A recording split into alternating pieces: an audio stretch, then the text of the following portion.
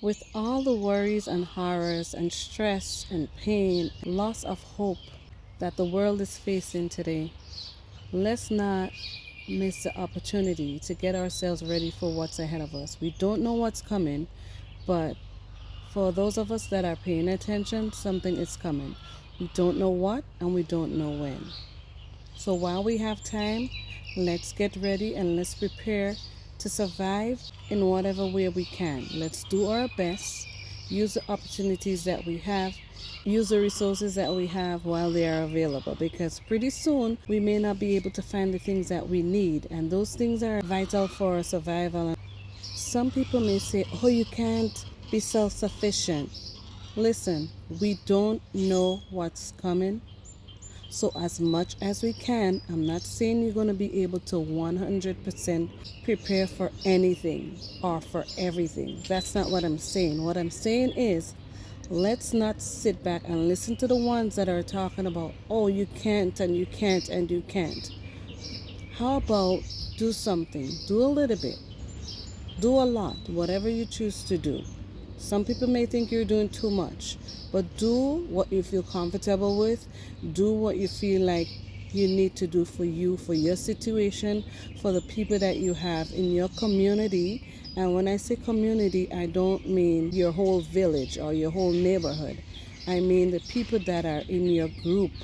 If you have a plan and you have people in your group, do and provide for whatever situation may arise, you think, within that group.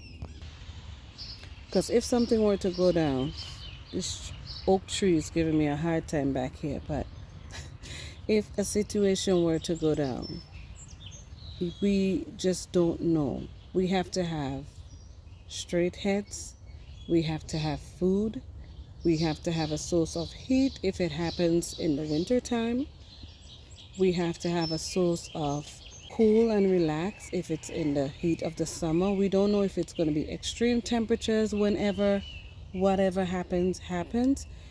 And so we want to make sure that we have things in place as best as we can for any given situation. Even a situation where you have to get up and run, where you have to leave where you're at, your safe haven. Sometimes you don't know where you're going, where you run into, what you run into, but also be prepared to run.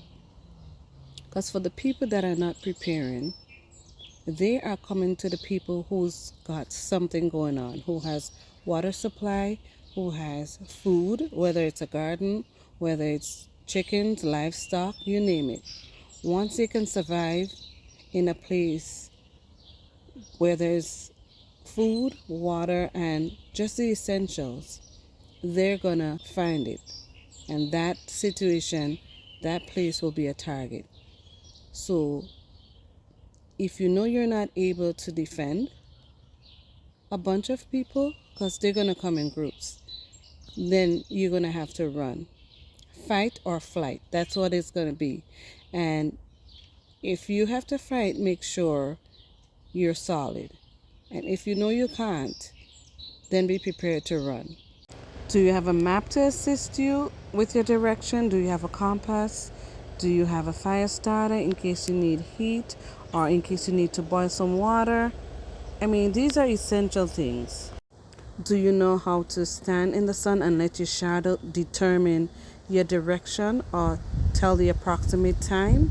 This was used generations ago. They could tell the time or the approximate time by using their shadow. I did it as a kid growing up in the islands, and we used to joke about it all the time. But it was just a way of life, and they were pretty good and accurate at that. So I'm just saying this to say the natural, normal things, we have to get that education back and pass it on. Yes, it's education, it's wisdom, it's a way of life for some people and for some generations. And so we want to bring this back. As much as technology is evolving, we should not lose those valuable or invaluable, because you can't put a price on those things right now. You really can't. Let's not put a price on it. And you may not be able to run with your devices, or you may not have internet, or you may not have power. Also, make sure you pack a I said a sack because you cannot run with everything. You cannot run with all your canned goods. You cannot run with everything that you stored up and prepared. So you're going to have a sack with the basics, a first aid kit, and everybody will figure out what they would need for their situation. I could tell you what to pack or what to get or what to walk with or what to run with, but that may not work for you because we're not thinking the same way. What you may want to eat, I may not want to eat. What you can eat, I may not be able to eat or to tolerate that. So, with that said, everybody has to know what their situation is and prep accordingly. And I'm saying this because imagine in a situation where you have all this going on, all these allergies.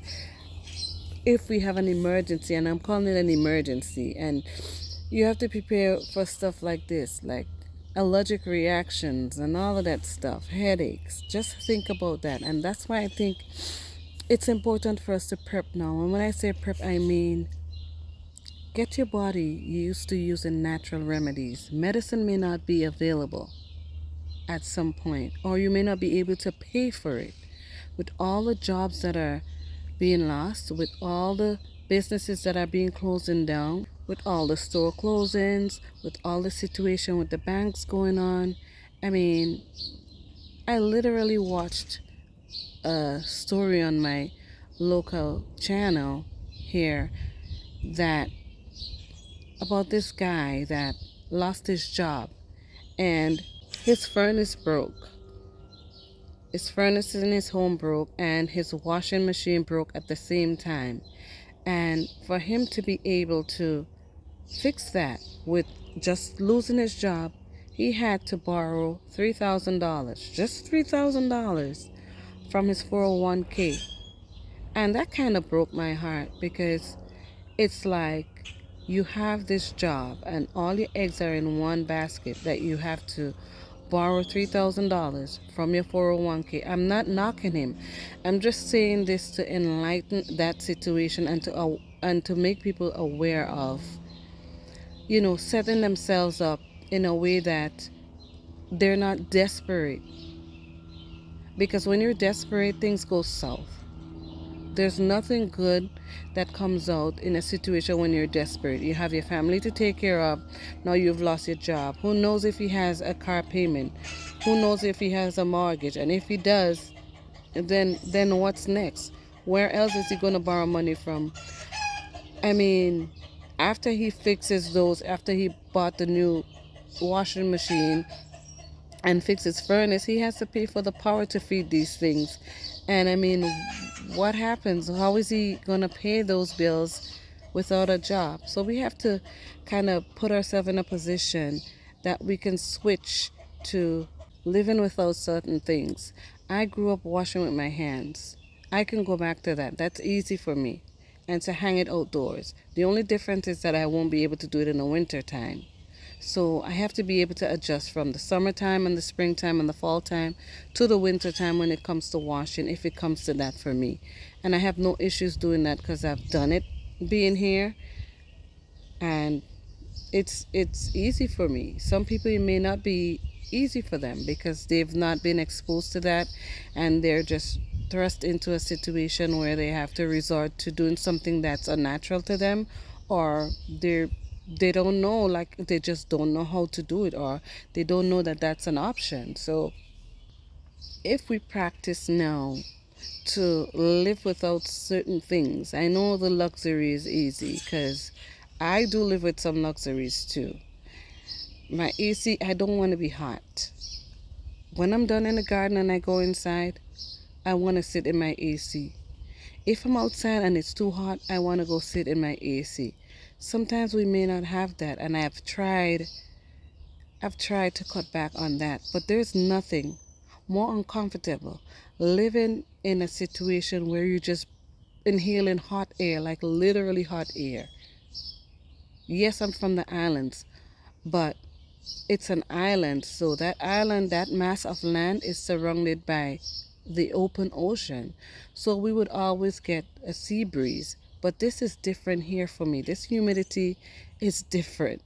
There's no island, there's no wind, there's no sea breeze for me here.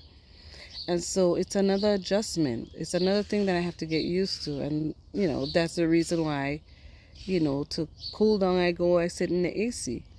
But that's one thing that we have to learn to live without, or at least cut back. For when the situation happens, we don't go cuckoo. I try to come out here and do things in the heat, not like deep heat, but I try to just hang out like under a tree if I can, in the cool under a tree. And that substitute for some of the AC that I would have been using indoors. We keep the windows closed in the summertime so the cool can stay in the house. And that way we were able to cut back on some of the AC that we'll be using on certain days. I'm not saying all the time, and I'm not going to sit here and suffer when I don't. It's unnecessary for me to sit here and suffer in the heat because sometimes it's hot. When we have a heat wave here, it's days of 90 plus degree weather. So I'm just saying this to say, we can tweak it, we can cut back, we can try things out before we get into a situation. My message here this morning is for us to just pay attention to what's going on around us because it's happening and something is coming. I don't know what's coming. We don't know. But I'm preparing for myself and for my family to grow our food, to save our seeds, to be able to grow indoors. And I have tried it. We have to practice our preps. We have to try doing things. We, on a regular basis, would sleep in a tent outdoors. And it's like you get out there and you don't know what, and you just have to do with whatever you have. Improvise, make do with what you have. And that also comes with knowledge as far as wild foraging. And you want to make sure you're knowledgeable about wild herbs, wild berries, wild leaves, and fruits that is edible, it's nutritious, and also has health benefits in it.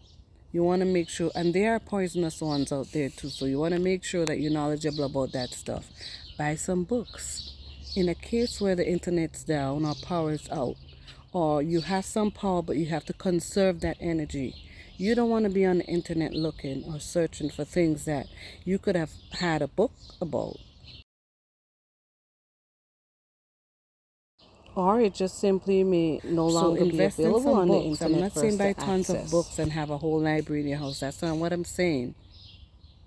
You can have books on things like mushrooms, if you feel comfortable enough identifying them, because they are toxic and poisonous mushrooms out there. Same as with berries, same as with fruits, right? And you want to make sure that you're knowledgeable and you know what you're ingesting. There are things you can use internally, there are things you can use externally, and they all can be beneficial, but you just have to know what you're getting into.